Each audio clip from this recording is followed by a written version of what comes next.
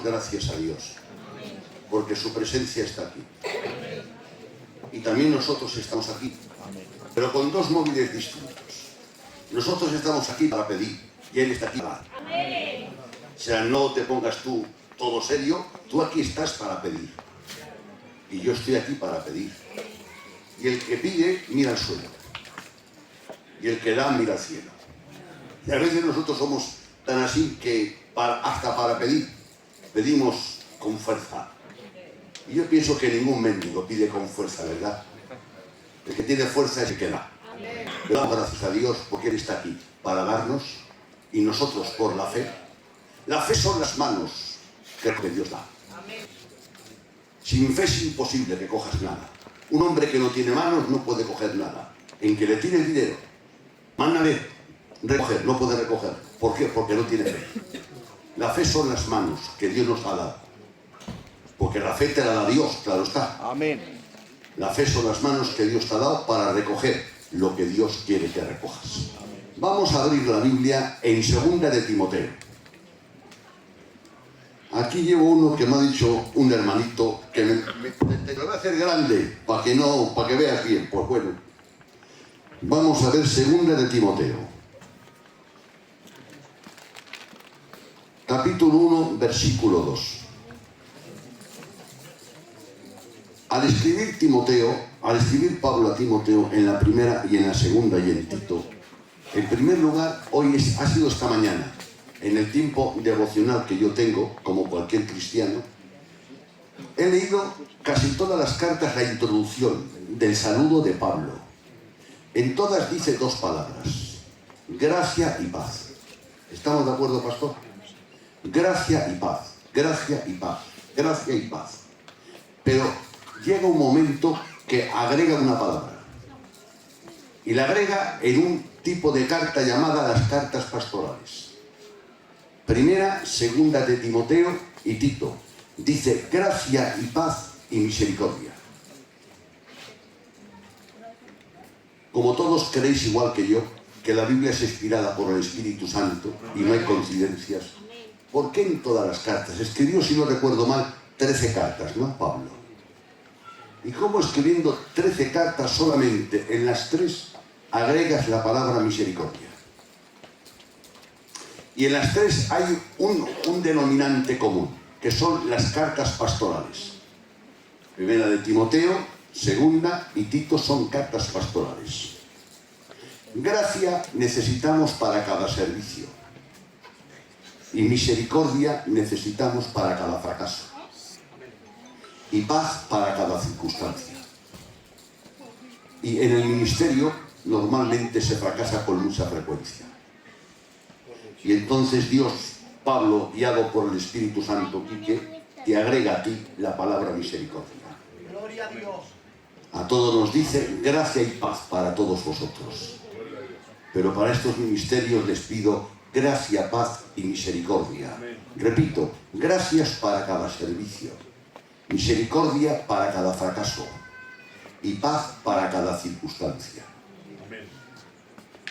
Hay algo significativo en la segunda carta a Timoteo, muy importante. ¿En qué año la escribió? ¿Y cuándo la escribió? ¿Y en qué circunstancias la escribió? Pablo estaba preso, no estaba como estuvo anteriormente, en una casa alquilada con un preso domiciliario, no, aquí estaba en la cárcel, en una mazmorra de castigo por Nerón. Y Nerón murió a los 68 años, en el año 68, perdón. Entonces, y Nerón fue el que mandó decapitar a Pablo. Nerón mandó decapitar a Pablo porque no podía crucificarlo. ¿Sabéis por qué? Porque era ciudadano romano, tenía la ciudadanía romana y no podía. Entonces a los demás mandó crucificar a muchos, pero a Pablo no podía porque tenía unos derechos como ciudadano romano. Y entonces si Nerón mandó matar a Pablo en el año 68, la fecha que escribió la carta tuvo que ser en el año 67. Obligado, yo lo que ignoro es el mes, pero seguro que fue en el año 67. fue la última carta que el apóstol Pablo dio. Entonces todo lo que Pablo decía era importante, pero sobre todo cuando él sabía que iba a partir ya. Porque en esta misma carta dice en el capítulo 4, estoy dispuesto ya para ser sacrificado, por lo cual me aguarda la corona de la vida. O sea, un hombre de la talla de Pablo, de la gracia que Dios le dio a Pablo, todo lo que decía tenía importancia, tenía peso, tenía consonancia, pero sobre todo al tiempo de morir. Las últimas palabras fueron las siguientes. Segunda de Timoteo 1:15 dice, ya sabes esto, que todos me abandonaron. Vaya crisis que había, ¿eh? ¿Tú crees que Pablo emocionado exageró? Yo como soy gitano como vosotros, a veces tengo que pedir perdón a Dios, porque me emociono, Javi, y desajero. Pero Pablo, inspirado por el Espíritu Santo, era muy exacto en sus palabras. Segunda de Timoteo 1:15. Si queréis ponerlo ahí, lo ponéis para que lo lean. Ya sabes esto, que todos me abandonaron, todos los que estaban en Asia. Vaya. Y en segunda de Timoteo 4:16 dice, y en mi primera defensa ninguno estuvo a mi lado. Todos y ninguno.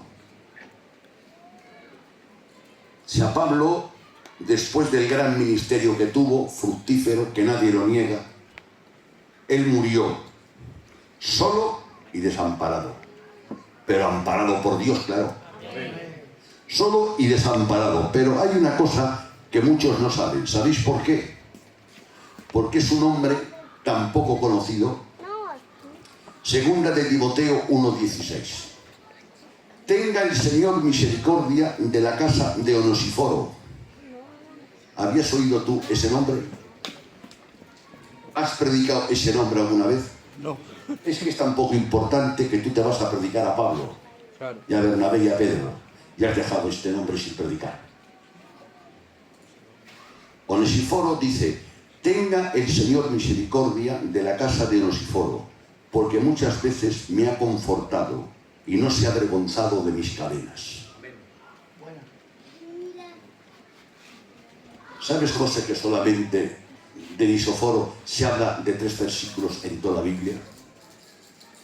Y yo me parece que llevo 57 años y jamás en un púlpito he oído nombrar a este nombre.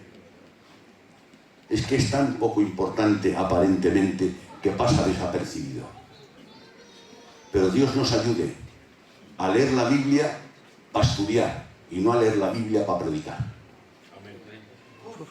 Madre mía. Repito, tenga el Señor misericordia de la casa de Onesíforo, porque muchas veces, dice muchas, y la palabra muchas es lo contrario a pocas, no una vez ni dos, muchas, me confortó. Cuando todos le abandonaron, hubo un hombre solo, Niki, que era un miembro de la iglesia de Efesio, una ovejita. Ahí no apareció nadie, ni el apuntador. Y le confortó varias veces, muchas, dice, no varias, perdón, muchas veces me confortó, me alentó, me animó. Me confortó y no se avergonzó de mis cadenas. De mis cadenas no se avergonzó. Y dice en el 17, sino que cuando estuvo en Roma me buscó solícitamente y me halló. En la época de la persecución y estando Nerón, nadie se atrevía a identificarse con Pablo, porque Pablo era el cabecilla de los cristianos. Y tú identificarte con Pablo era seguramente jugarte la vida. Pero él se fue a Roma. La cárcel de Roma era muy grande y había muchos presos. Y Pablo estaba en una mazmorra abandonado de castigo. Y dice, y cuando estuvo en Roma, con solicitud, con diligencia, me buscó y me halló. Qué sorpresa sería para Pablo cuando vio a Onesíforo en la cárcel. ¿Qué haces aquí? Te he estado buscando, Pablo. para animarte y confortarte. Y Pablo dice, sino que cuando estuvo en Roma me buscó con solicitud y me halló, le encontró y le animó y le dijo, y ahora Pablo dice, conceda el Señor, en el 18, conceda el Señor que haya misericordia acerca del Señor en aquel día del juicio. ¿Y cuánto nos ayudó? Dice Pablo a Timoteo. ¿Y cuánto nos ayudó Timoteo? Y lo sabes tú mejor cuando estábamos los dos en Efesios. ¿Cuánto nos ayudó? Y Pablo, antes de morir, no recordó a ninguno grande. Recordó a este hombre, a Onesíforo, por la ayuda, por el aliento que le dio Dios. Este hombre, y luego hay un texto muy importante al final de la carta, en segunda carta a Timoteo, capítulo 4, verso 19. Por favor, uno que lo lea. Saluda a Priscila y Aquila y a la casa de Onesíforo. Y a la casa, salúdalo. Los grandes teólogos piensan que es fácil, que tantos viajes dio a visitar a Pablo que lo agarraron. Y es muy probable que lo matasen antes que a Pablo. Y como ya no estaba, dice, saluda a la casa de Onesíforo. No le dice saluda a él.